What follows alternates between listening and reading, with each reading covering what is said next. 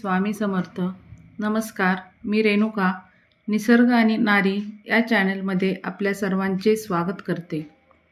सर्व मंगल मांगल्ये शिवे सर्वार्थ साधिके शरण्ये त्र्यंबके गौरी नारायणी नमस्तुते. आपल्याकडे वर्षभरात 2 नवरात्री साजऱ्या करण्यात येतात. एक चैत्र नवरात्र व दुसरे शारदीय नवरात्र. शारदीय नवरात्रीचे विशेष महत्त्व आहे. शरद ऋतूच्या सुरुवातीलाच हा उत्सव येत असल्यामुळे या उत्सवाला शारदीय नवरात्र उत्सव असे म्हटले जाते. अनादी काळापासून हा उत्सव साजरा करण्यात येतो. सुरुवातीला पावसाळ्यात पेरण्यात आलेले पीक हे पहिल्यांदा घरात येण्याचा हा काळ होता. त्यामुळे शेतकरी हा उत्सव अत्यंत प्रेमाने साजरा करत होते. पण नंतर या सणाला धार्मिक महत्त्व प्राप्त झाले आणि हा उत्सव उपासनेचा एक उत्सव झाला. दरम्यान या काळात महाराष्ट्रातील शक्तिपीठांनाही महत्त्व प्राप्त झाले. या काळात देवीचे दर्शन घेण्यासाठीही मोठ्या संख्येने भक्त जातात. देवी दुर्गेला समर्पित करण्यात आलेला हा उत्सव आहे. 9 दिवस क्रमाने वेगवेगळ्या देवींची पूजा अर्चा करण्यात येते. तर 10व्या दिवशी रावण दहन अर्थात विजयादशमी म्हणून हा सण साजरा करण्यात येतो. दसरा हा 3.5 मुहूर्तांपैकी एक मानण्यात आल्याने या दिवसाला अनन्यसाधारण महत्त्व आहे. नवरात्र नक्की कसे साजरे करण्यात येऊ लागले याच्या 2 पौराणिक कथा अगदी पूर्वपरंपरागत सांगण्यात येतात. पहिल्या पौराणिक कथेप्रमाणे महिषासूर नावाचा एक दैत्य ब्रह्मदेवाचा भक्त होता. त्याने ब्रह्मदेवांना प्रसन्न करून त्यांच्याकडून वरदान मागून घेतले.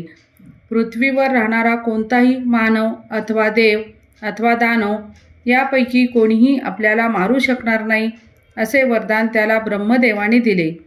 हे वरदान मिळाल्यानंतर महिषासूर माजला आणि त्याने पृथ्वी, स्वर्ग आणि पाताळावर अहंकार माजवायला सुरुवात केली. त्याची दहशत सगळीकडे पसरू लागली. त्याचा वध करण्यासाठी ब्रह्मा, विष्णू आणि महेश यांनी दुर्गेला साकडे घातले. 9 दिवस दुर्गादेवीने महिषासुराशी लढून त्याचा 10व्या दिवशी वध केला. म्हणूनच तिला महिषासूरमर्दिनी असेही म्हणतात. यानंतरच वाईट कृत्यावर चांगल्याचा विजय म्हणून विजयादशमी साजरी करण्यात येते. 9 दिवस देवीने दिलेला लढा हा वाईट गोष्टींशी लढा देण्यासाठीच नवरात्र उत्सव साजरा करण्याची परंपरा सुरू झाली आहे. दुसऱ्या पौराणिक कथेनुसार प्रभू श्रीराम यांनी लंकेवर आक्रमण करण्यापूर्वी आणि रावणावर विजय मिळवता यावा यासाठी भगवती देवीची आराधना केली होती. त्यानंतर देवीने लंका विजयाचा आशीर्वाद दिला असे सांगण्यात येते.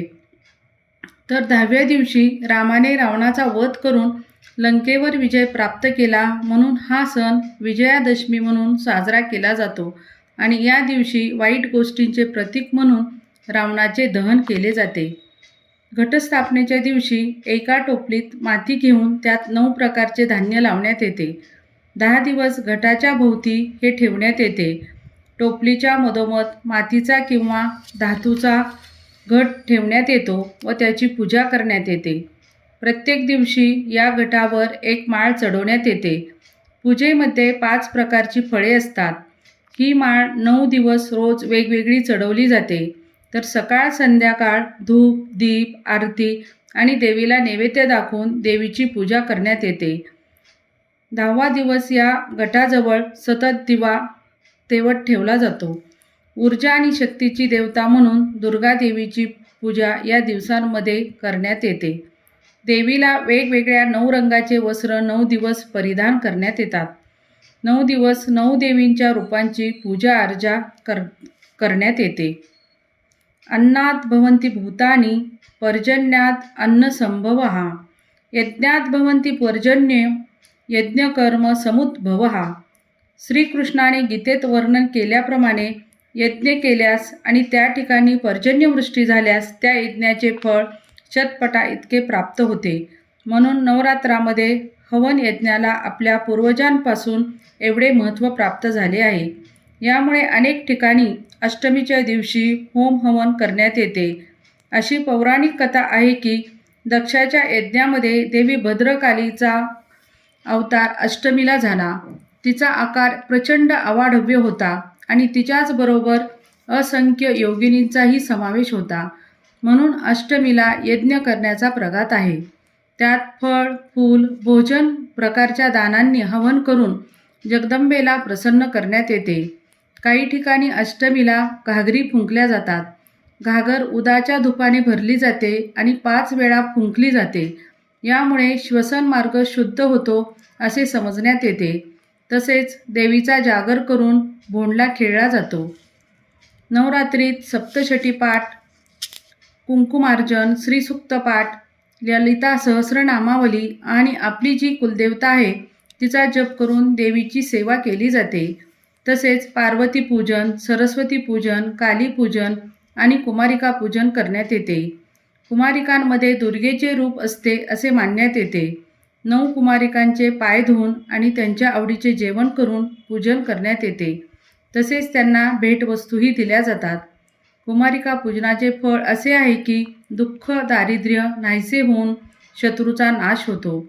यावरून भारतीय संस्कृतीमध्ये स्त्रीचे महत्त्व देखील अधोरेखित होते. माहिती आवडली असेल तर लाईक व शेअर करा. आपणा सर्वांना नवरात्री उत्सवाच्या हार्दिक शुभेच्छा. धन्यवाद.